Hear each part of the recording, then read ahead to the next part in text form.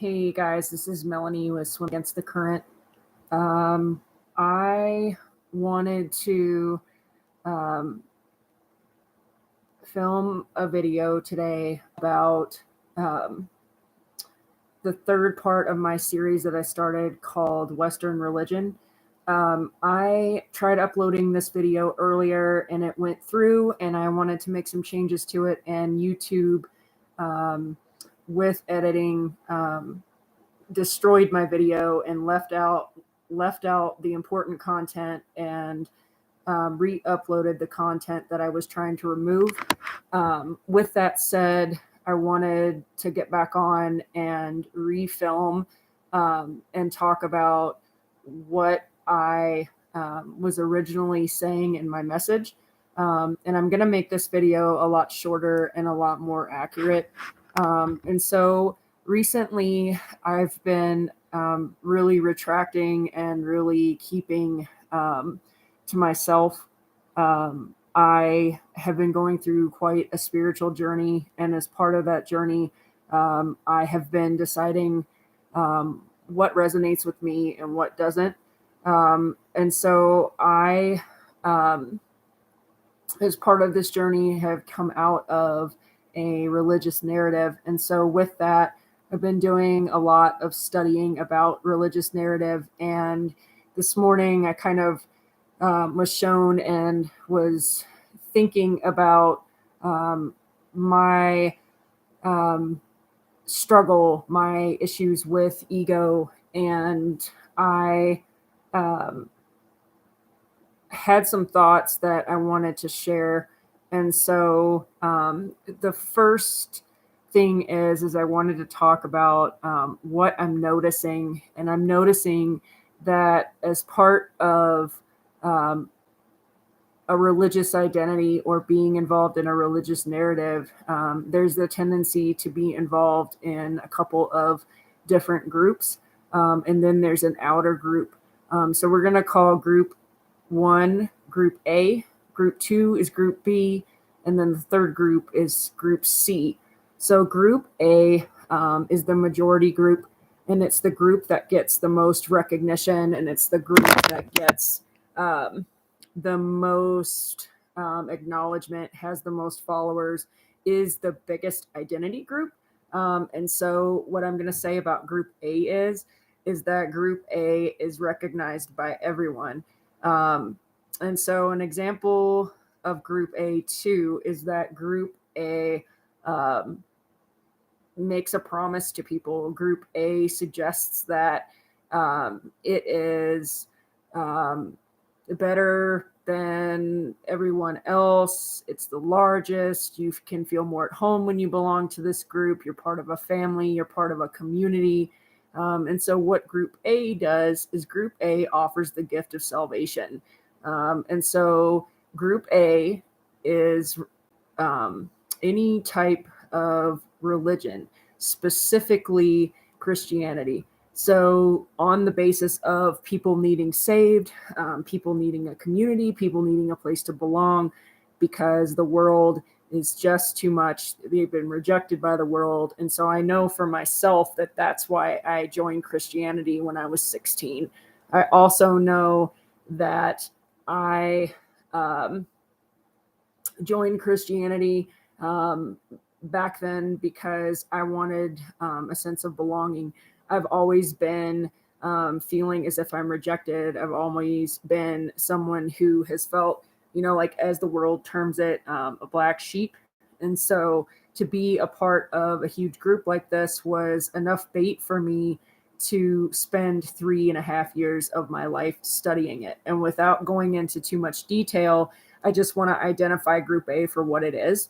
It is 2.2 billion people. We've talked about it in my first video, which was the idea of sin.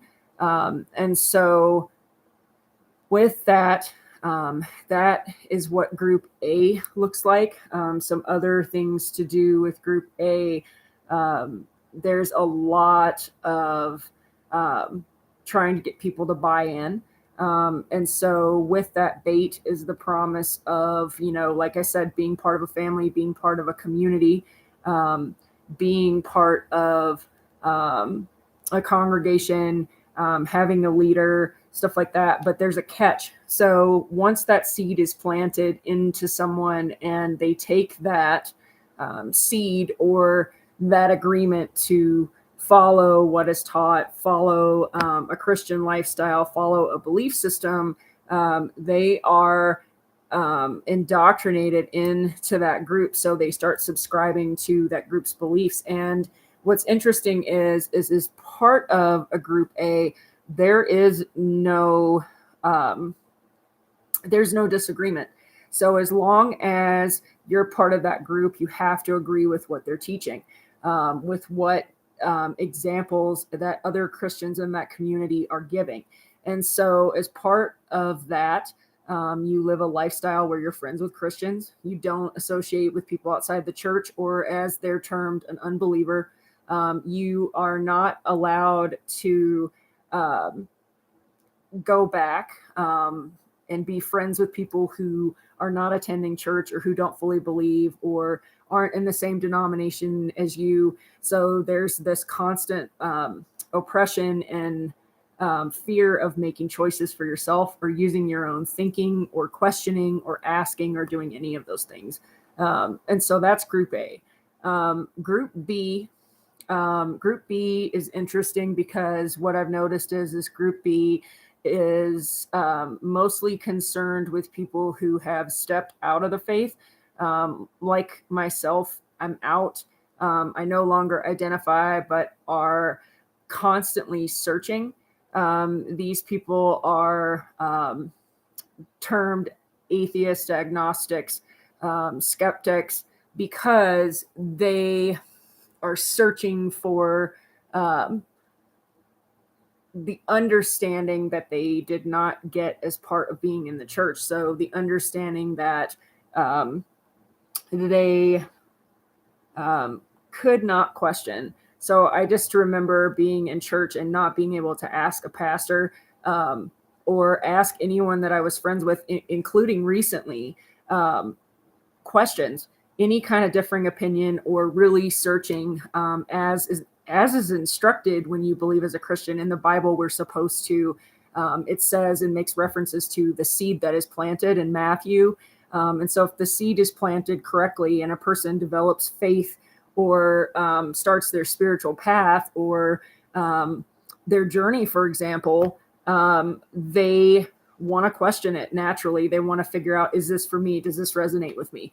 And so for most people, they hit a point in their life where they become skeptical because they've seen the opposite things being done. They've seen hypocrisy. They've seen people act oppositely to what is being taught in church. This is because people are not perfect, and they're not saints, and they're not able to not sin. Sin is something we were all created with. So if you haven't seen my video, part 1, which is the idea of sin, I suggest you check it out. I also have some reflections on my thoughts on part 1, which is part 2 of this series, personal reflections. So if you haven't seen that, please check out that content. Again, I will say part B thinks for themselves. They don't identify with a group and they're on a spiritual journey. But what starts in part B that I did not make clear in my first video, and that's why I'm reshooting this and doing this live instead of recorded, is that group B is undergoing a spiritual transformation or an ego death. And so I've covered ego deaths in other videos, but an ego death essentially is getting rid of narratives that have been put on us. So what are narratives? Narratives are traditions, ideas, belief systems, like developing an image, like what we wear, what we eat, how much we work out.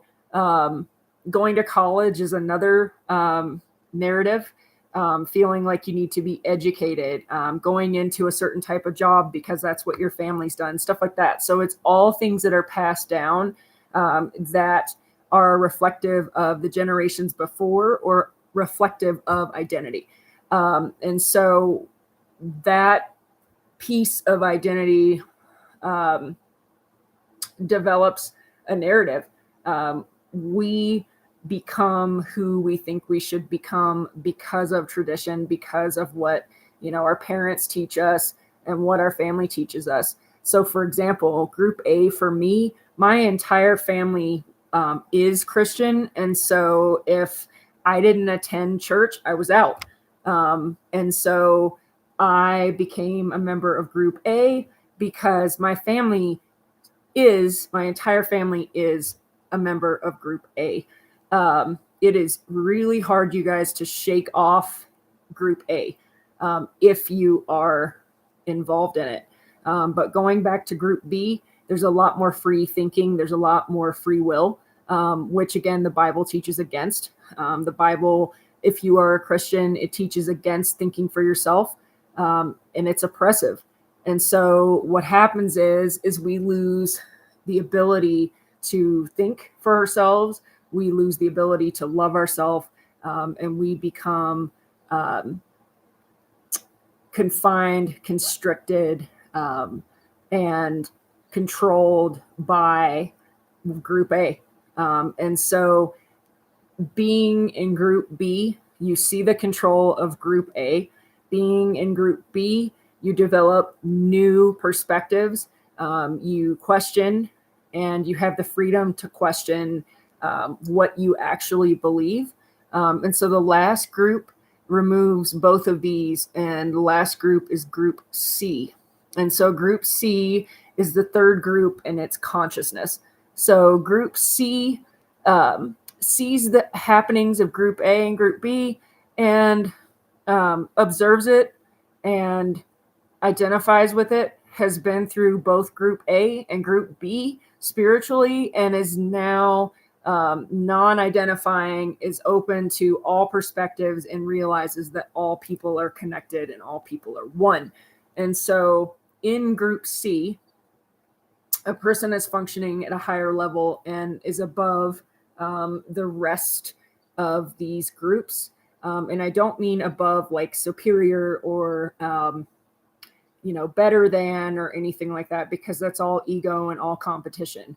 And that stuff is in lower levels, which is group A, for example, which is always competing, which is always arguing, which is always trying to prove itself that it's a saint, that it's a better Christian than another. So no, that's not what I mean when I say above all of it. What I mean is that we're able to stay above all of it in our mind and observe and be part of understanding those two groups, but we don't belong.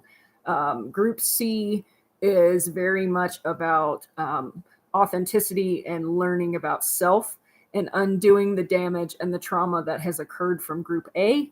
And primarily in group B, because group B is really difficult. It's about ego death. It's about learning who you are. It's about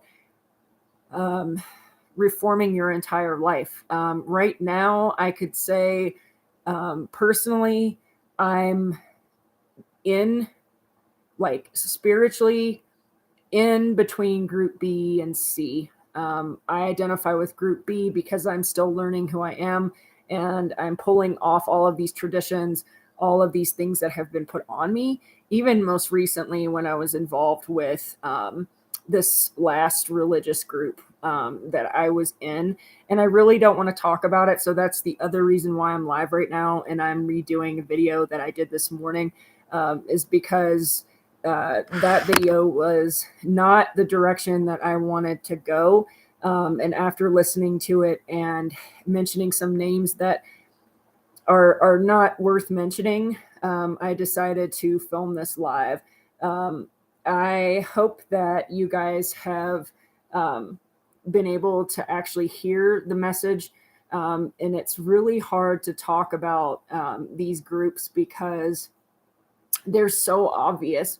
And we all know them. We all know group A. We've all seen group A. If you go onto YouTube, you can flip through shorts and you can find videos that are so much about recruiting people or getting people to receive salvation and join, Christianity and join any type of religious group. And that's why there's so many denominations, you guys, because there is no end to what they believe. And it seems very, very ridiculous to me most of the time, because coming out of it and actually seeing it now for what it is, that it's a construct and that it is a method of controlling people and keeping them complacent and keeping them from really getting to know who they are, like in a holistic sense, in terms of wholeness, in terms of a natural approach to life, and accepting that there is a natural part of our being. There is a soul within us, and it's not about trying to cut off parts of ourself. In Judaism, it's referred to the Netza Hara, or the evil inclination. We are all of an evil inclination. And I believe it's in the book of Isaiah, without going into like biblical stuff, because I don't have a biblical channel. I don't have a moral compass that subscribes to biblical theology anymore. But for you Christians out there, I just want to say that in the book of Isaiah, it says that God created good and evil. And so it's interesting how you are always categorizing people like myself that aren't in any groups as either, atheist, agnostic, or you're saying that we are, witches, or that we're in occultism, or that we're, headed back to sin and we use the Bible to defend our sins or whatever, or, that we're in our unbelief, that we're these horrible people. But I got to be honest with you, when you started your faith, where did you come from? You came from a place of what you call sin and evil. And so how can you judge someone who is no longer in any of it and can see through it? I don't hate you. In fact, I love most people, if not all people, enough to respect their viewpoint and respect what they believe. I don't get involved in that. I don't get involved in telling someone how they should live their life. But I'll guarantee you this. In my 30 some years of believing as a Christian, I think I started when I was 13. I was condemned. I was judged. I was told what to believe. I was persecuted for being different and for trying to discover who I was. I've always been able to kind of shift out of something that is dangerous, and have been given a gift of intuition that allows me to see when something is false. And I'm super thankful for that. I'm also super thankful that I can share these things with you guys. Even though today this was not planned, a lapse in editing was not planned. I apologize if you watched the first version of this video and now you're super confused.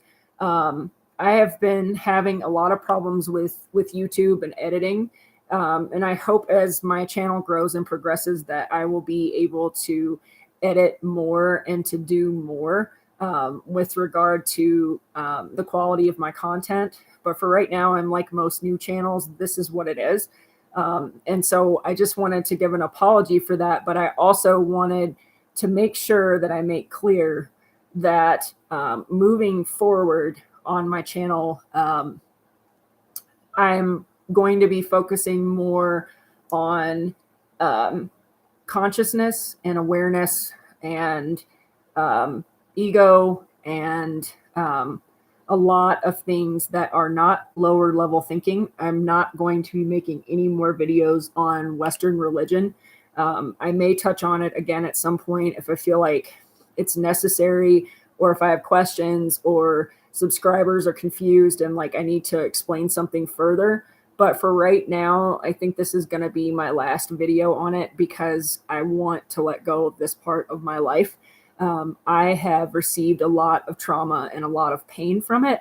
And that is why I've been really struggling to make these videos because, like I said at the beginning, I'm going through a lot right now with my physical body, with myself as a person, and trying to figure out how to love myself, how to be healthy, how to be better, how to heal.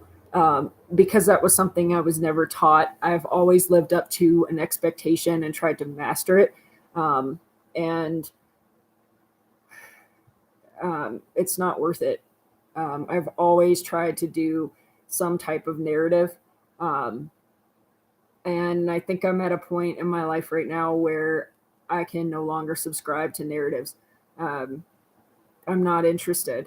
I put out a video on what is a narrative, and I kind of talk about more of it in that video. So check that out too. I'm not going to leave any notes in the description because this video is spontaneous and it's a remake. And so I just wanted to give what I understand about Group A and Group B and Group C, what I've been given, what's been kind of downloaded to me in terms of consciousness, and why I'm no longer in Group A and Group B. But I will say for real that one of the things that is a part of an ego death is each piece of this is something that everybody will go through eventually. It's just based on your willingness to hear it.